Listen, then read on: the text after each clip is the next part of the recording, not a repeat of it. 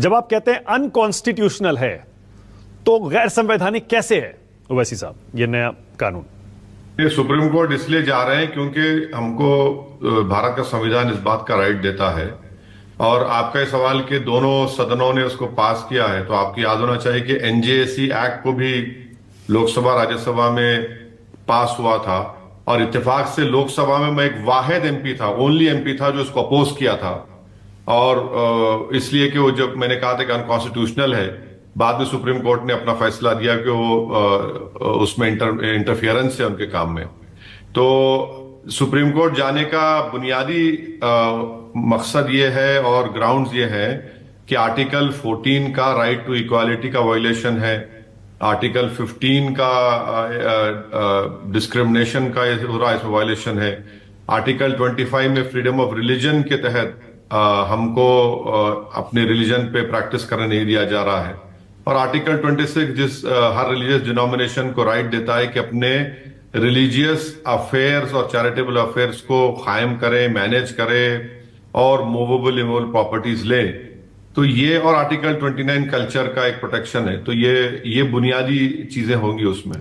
पर 2013 से पहले भी तो कानून था सर। 2013 में भी संसद के जरिए ये बदलाव किए गए थे। जब वो संवैधानिक थे तो अब जो चेंजेस लाए गए हैं वो गैर संवैधानिक कैसे हो गए? हाँ, वो इसलिए हो गए क्योंकि पहले तो आप ये देखिए कि हिंदू धर्म के जो एंडोमेंट बोर्ड है, सिख धर्म के गुरुद्वारा प्रबंधक कमेटी है, जैन धर्म के जो बोर्ड्स हैं, उसमें उनको अपने मैनेजमेंट, अपने अफेयर्स चलाने का इख्तियार है और कोई दूसरा मजहब का मानने वाला उनको दान दे सकता है और दूसरा मजहब वाला उनके बॉडीज में मेंबर नहीं बन सकता, और उनके पास बाय यूसेज वो उस मंदिर की या उनके गुरुद्वारा की प्रॉपर्टी बन सकती है और वहां पर लिमिटेशन एक्ट अप्लाई नहीं होता। और वहां पर इस बात का ये नहीं कहा जा रहा है कि अगर कोई हिंदू धर्म कबूल करेगा, कोई सिख होगा या जैन होगा तो 5 साल तक अपने धर्म के स्थानों को दान नहीं दे सकता, सब कोई प्रोविजन नहीं है। उसके बरक्स मुस्लिम वक्फ बोर्ड में जो आर्टिकल 26 के तहत क्रिएट हुआ है, जैसा हिंदू धर्म है और सिख का गुरुद्वारा है, उसमें ये सब चीजें आ गई।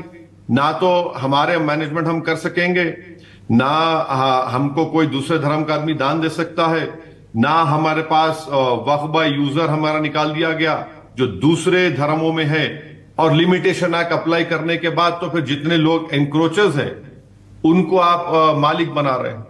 तो ये डिफरेंस है।